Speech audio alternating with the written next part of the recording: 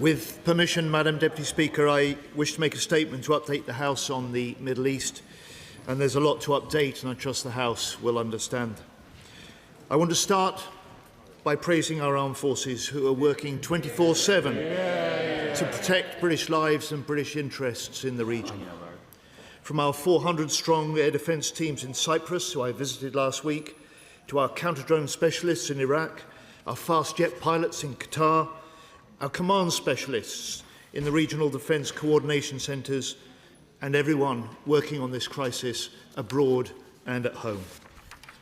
Iran threatens us all, but it's our forces who feel this most acutely. So I'm sure the whole House will join me in thanking them for their outstanding dedication and for their professionalism. For protecting British lives, for keeping us safe, we want to say to them, you are the best of Britain in action.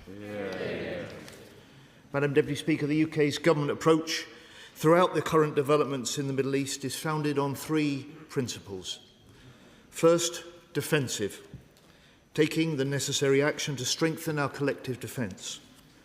So we took steps from January, weeks before this current war with Iran began, to pre-position Typhoons, F-35s, counter-drone teams, radars and defence in the region, as well as the additional military capability we've sent since last Saturday when the Iranian retaliation attacks started. Second, coordination with allies. We do not work alone, so we're leading and coordinating our response with NATO allies and other partners, including the US, E5 nations and the Gulf states. And I'm in daily contact with my counterparts, just as the Chief of Defence Staff is too. And third, Madam Deputy Speaker, our third principle is legal. We must have a legal basis for our decisions that allows ministers to make sound choices. It allows our military to operate with the fullest confidence. And our UK action is grounded in these principles to protect British people, protect British bases, to protect British allies. Now, Madam Deputy Speaker, in the last week, we've seen Iran lashing out with dangerous, indiscriminate and reckless strikes. In the first day alone, they attacked 10 countries with military and civilian targets attacked, including hotels in Dubai and Bahrain and the Kuwaiti National Airport. British troops stationed at a US base in Bahrain were within a few hundred yards of an Iranian strike, and a small drone hit our base in Cyprus coming from Lebanon or Iraq. And Iraq has now fired over 500 ballistic and cruise missiles and over 2,000 drones. Thank you to the honourable gentleman. Iran has now fired over 500 ballistic and cruise missiles and over 2,000 drones. I'm grateful to him for paying attention to my statement quite so closely.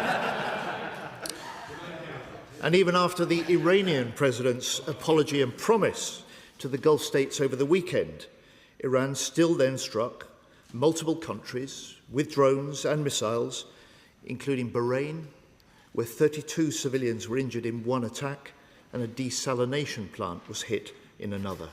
We totally condemn these attacks. They're putting hundreds of thousands of people at risk, including British nationals and members of our armed forces. But, Madam Deputy Speaker, while Iran's current indiscriminate strikes began last Saturday, this Iranian regime has for decades been a source of evil, exporting violence across the Middle East and beyond.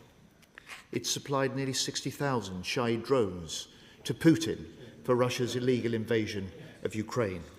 Here in the UK, they conduct aggressive cyber attacks against us and have plotted assassination on Britain's streets. The Iranian regime is a destructive force which has slaughtered protesters in its own streets and inflicts terrible suffering, especially against its own people. We want to see Iran stop their strikes, give up their nuclear ambitions and restart the negotiations. And as Defence Secretary, my number one priority is protecting British people, military and civilian alike. Since January, we've moved significant military assets into the region ahead of those first US-Israeli strikes. And those preparations made a real difference. It meant we've conducted defensive military operations from day one. Our F-35s destroying Iranian drones over Jordan. Our Typhoons shooting down targets heading to Qatar.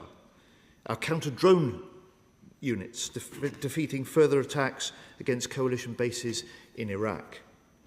We acted early to protect British people and British interests and to support our allies.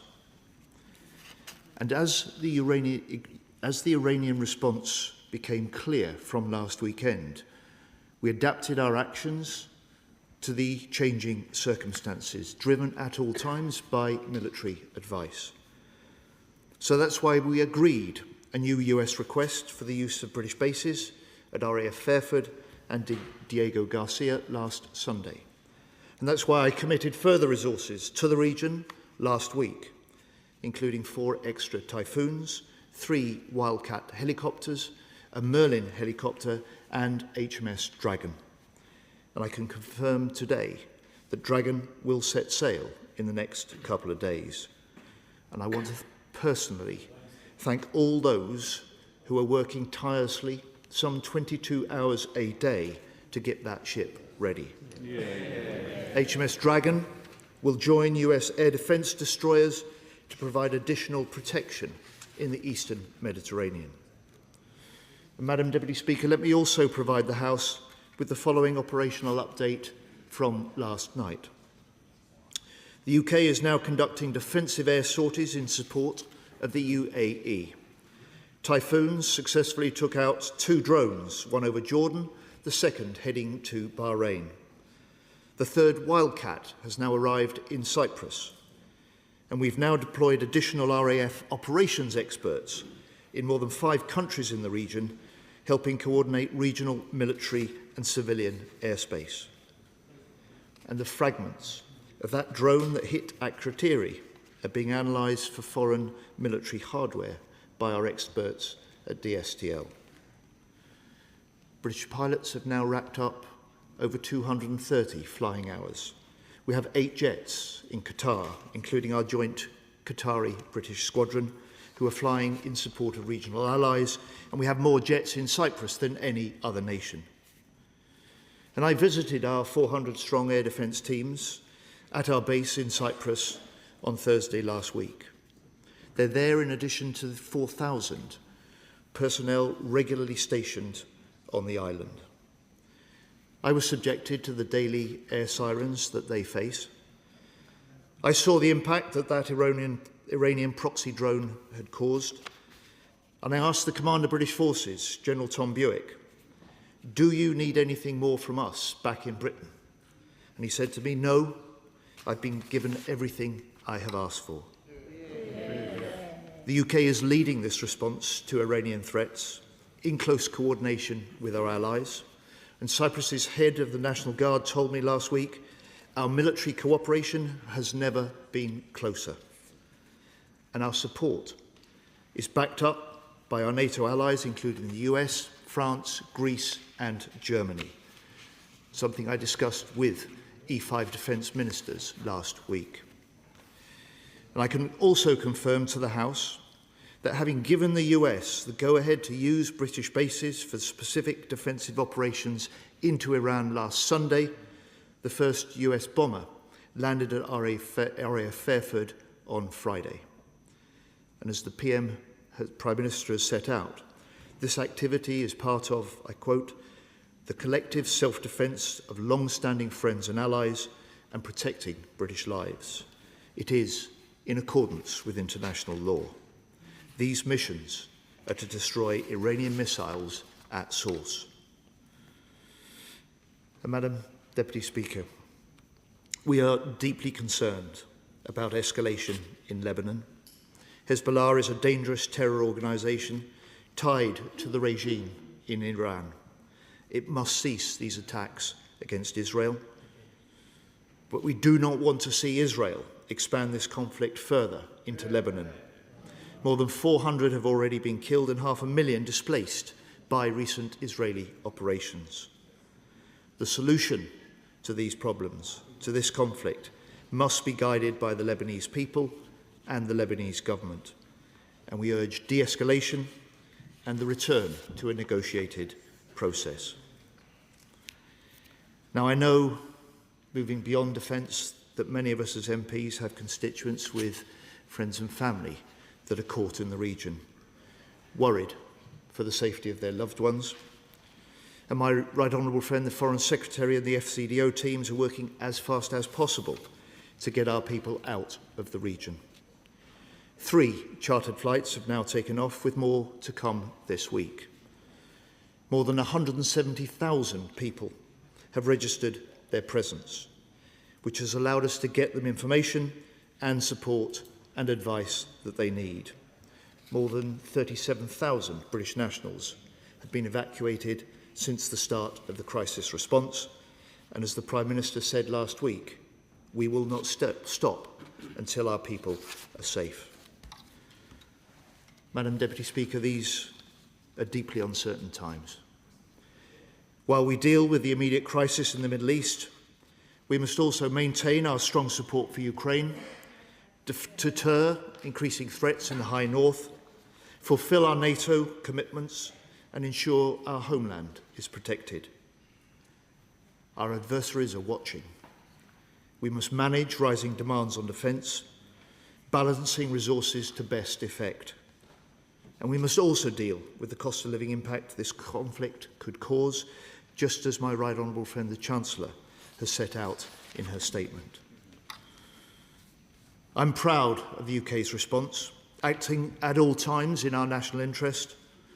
We will defend our allies, we will support our armed forces, we will do everything necessary to protect British lives and British interests, to make Britain secure at home and strong abroad. I commend Shadow Secretary of State, James. Thank you, Madam Deputy Speaker, and can I thank the Secretary of State for advance sight of his statement and the briefing I received from his officials this morning. Can I begin by offering condolences on behalf of the opposition to the 7 US soldiers killed in action as part of their ongoing action against Iran. I join the Secretary of State in utterly condemning Iran's indiscriminate attacks across the region and in expressing my gratitude and that of the opposition to all our brilliant, brave service personnel and their families who are stationed out there. Of course, the Secretary of State and I will agree that the #1 responsibility of any government is to defend its people, and that everything possible must be done to secure our sovereign bases, particularly RAF Akrotiri on Cyprus, attacked by drones a week ago. That is an incredibly serious development. We support the government in taking steps to use the RAF and other assets to protect the airspace and defend against drone and missile threats to Akrotiri, but also in deploying our Air Force to defend allies in the region as an act of collective self-defence. The problem is this. Any serious integrated missile defence plan for the sovereign base areas on Cyprus would by necessity include the presence of one of our highly capable Type 45 air defence destroyers. And yet, despite the Secretary of State just saying, and I quote, since January, he has been moving military assets to the region, there isn't a single Royal Navy warship present, and our Type 45 HMS Dragon hasn't even set sail. Can he confirm that the government only decided last Tuesday to send a Type 45 to the Eastern Med after the US action had already commenced and 2 days after RAF Akrotiri was attacked by kamikaze drones? Of particular importance, Madam Deputy Speaker, it has been widely reported that the Royal Navy recommended to ministers weeks ago to deploy a Type 45 destroyer to the region. Is that true? And if so, when did the Navy make the recommendation to send a Type 45? And which minister took the decision to decline that advice from the Royal Navy and instead choose not to send a destroyer? Who? Most importantly, why was the decision taken not to send a Type 45 until attacks had already taken place against our base on Cyprus? And can the Secretary of State tell us on what date he expects HMS Dragon to be in position to provide air defence in the region?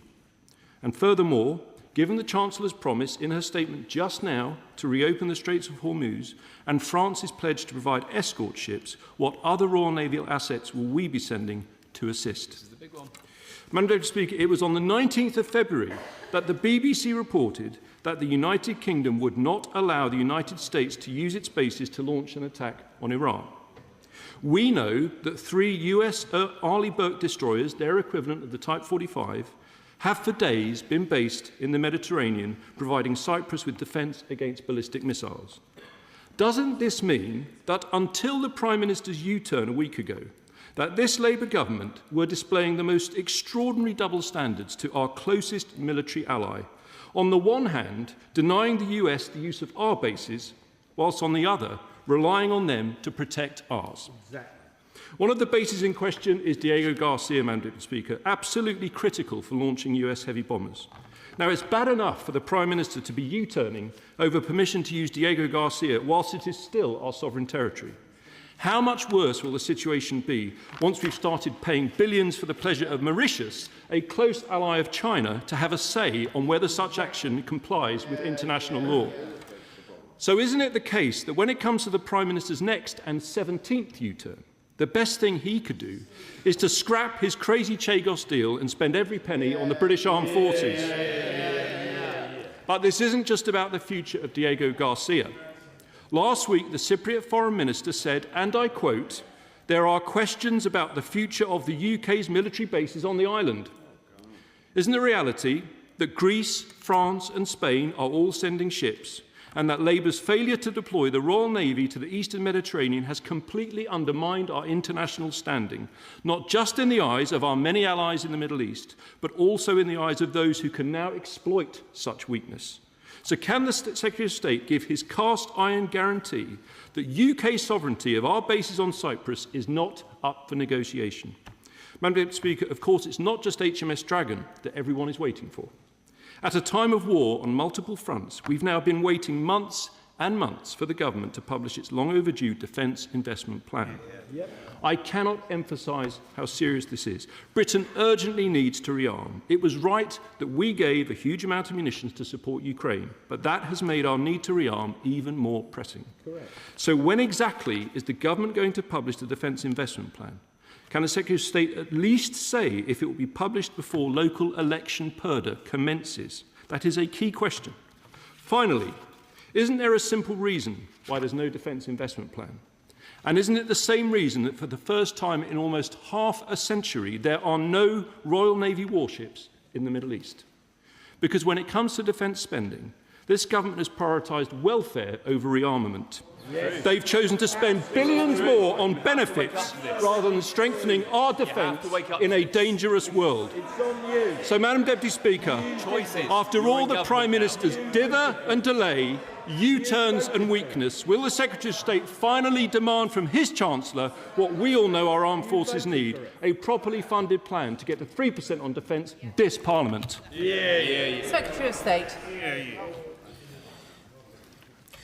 Well, let me start by recognising the fact that he supports the steps that we've taken to put UK defence capabilities into the Middle Eastern region, that his recognition and support for the fact we did this in advance of the current crisis, and these capabilities and our coordination of them have been alongside US allies and have been purely defensive in nature. We have been doing what Britain can best contribute to the protection of British interests, British personnel, British bases and British allies in the region.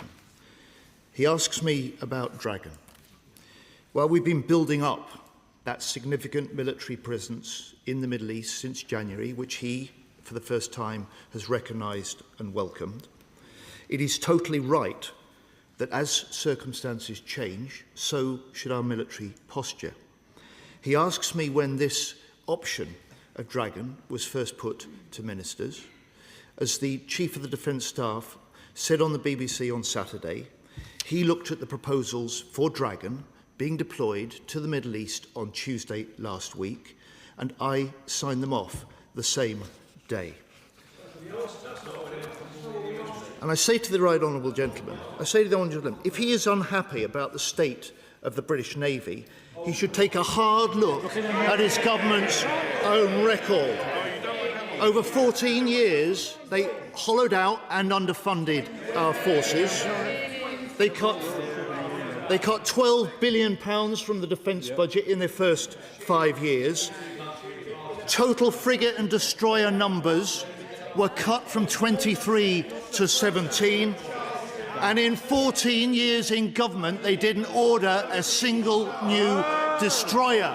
Madam Deputy Speaker, we only have Dragon available to go to the Middle East today because the Labour government commissioned it before 2010. And I'm proud of the work our military are doing in the Middle East. I reject claims about the response. We've got ahead of the first strikes in the way that we've set. And I've been unable to find any evidence, in public or in this House, of the Shadow Defence Secretary calling at any stage for military assets to be moved to the Middle East before the war began. Indeed, the Shadow Foreign Secretary, barely a month ago in this House, was saying in this chamber, calling for our military, and I quote, to prioritise or repurpose inventory to contribute to NATO's High North missions. He really is proving himself quite an armchair general. General hindsight, wise only after the event. And I'm really disappointed. He asks about the dip. We're working flat out to produce that. He asked about defence spending. He cut it. We invested in defence. We're rising, the greatest increase in defence spending since the end of the Cold War. This year alone, we're spending £62 billion on defence. That is £8 billion more than the last year of their government. And I'm really disappointed, and I tell you our forces are disappointed, that he did not stand up and offer an apology for what his leader said on Friday. His leader's claim that British forces in the Middle East are just hanging around is totally wrong and deeply insulting. They are working flat out in the face of air raid sirens and warnings to protect British lives, protect British interests, protect British allies, and it's time the Tories did the decent thing, apologised for her remarks and withdrew them.